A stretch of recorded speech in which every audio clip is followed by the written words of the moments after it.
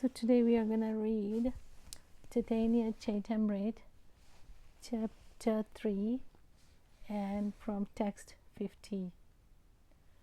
In Srimad Bhagavatam it is repeatedly and clearly said that the essence of religion in the age of Kali is the chanting of the holy name of Krishna. O King, in this way people in Dwapara Yuga worship the Lord of the universe. In Kali Yuga, they also worship the Supreme Personality of Godhead by the regulation of the revealed scriptures. Kindly now hear that from me. In the age of Kali, intelligent persons perform congregational chanting to worship the incarnation of Godhead, who constantly sings the name of Krishna. Although his complexion is not blackish, he is Krishna himself. He is accompanied by his associates, servants, weapons, and confidential companions. My dear brothers, please hear all these glories of Lord Chaitanya. This verse clearly summarizes his activities and characteristics. The two syllables Krishna are always in his mouth, or he constantly describes Krishna with great pleasure. These are two meanings of the word Krishna Varna. Indeed, nothing else but Krishna issues from his mouth. If someone tries to describe him as being blackish complexion, the next adjective Vista Krishna immediately restricts him. His complexion is certainly not blackish. Indeed, he is not being blackish indicates that his complexion is yellow.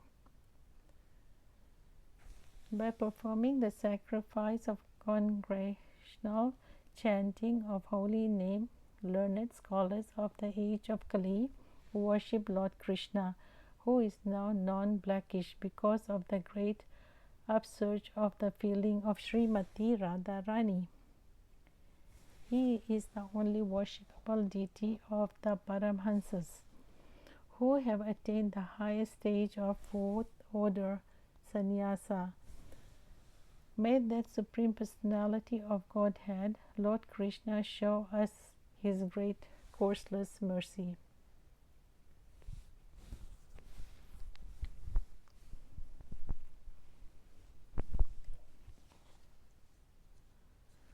One can vividly see his glowing complexion of molten gold, which dispels the darkness of ignorance. The sinful life of the living being results from ignorance. To destroy the ignorance, he has brought various weapons, such as his plenary associates, his devotees, and the holy name. The greatest ignorance consists of activities, whether religious or irreligious, that are opposed to devotional service. They are to be known as sins, kalmasa.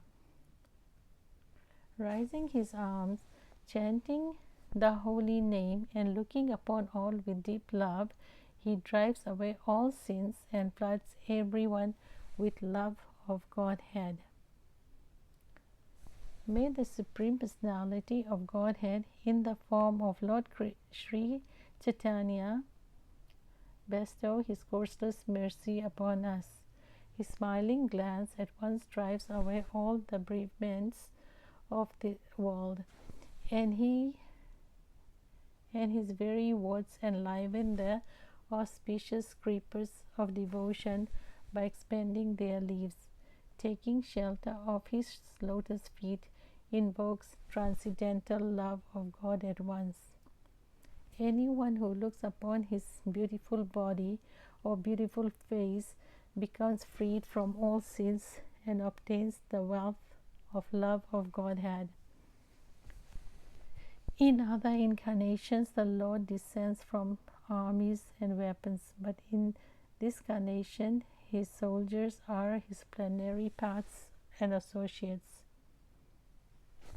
Lord Sri Chaitanya Mahaprabhu is always the most worshipable deity of the demigods, including Lord Shiva and Lord Brahma, who came in the garb of ordinary men, bearing love for him.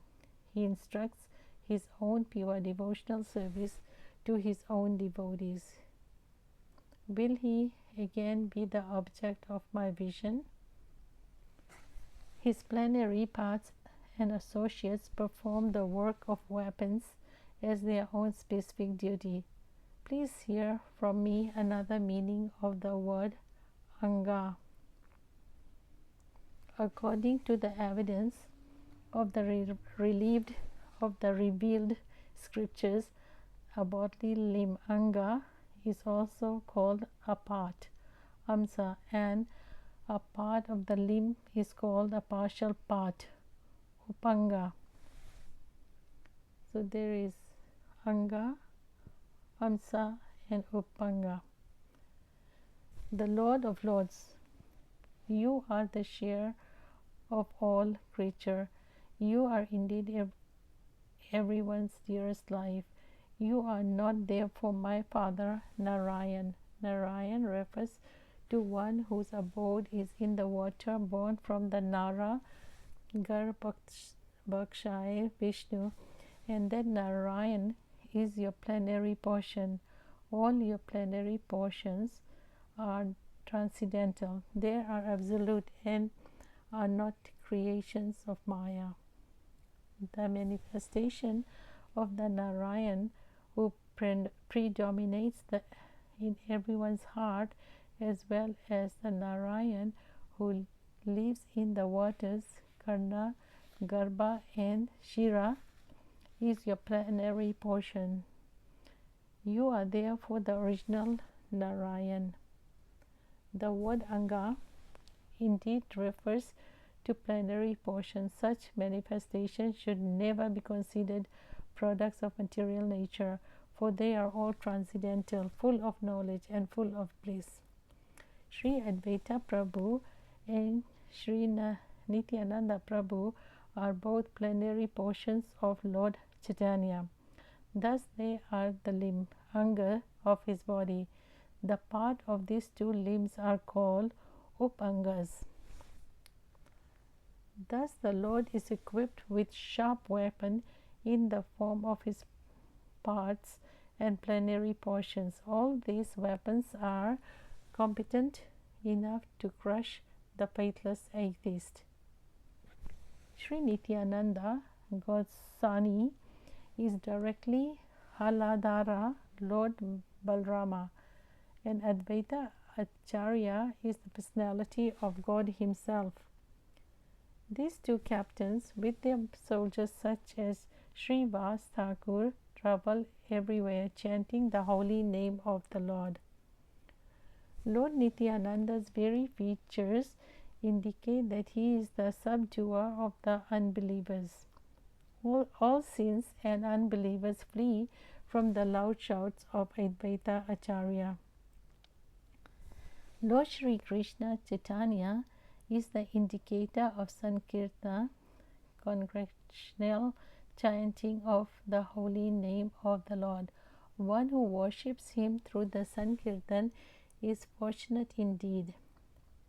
Such a person is truly intelligent, whereas others who have but a poor fund of knowledge must endure the cycle of repeated birth and death.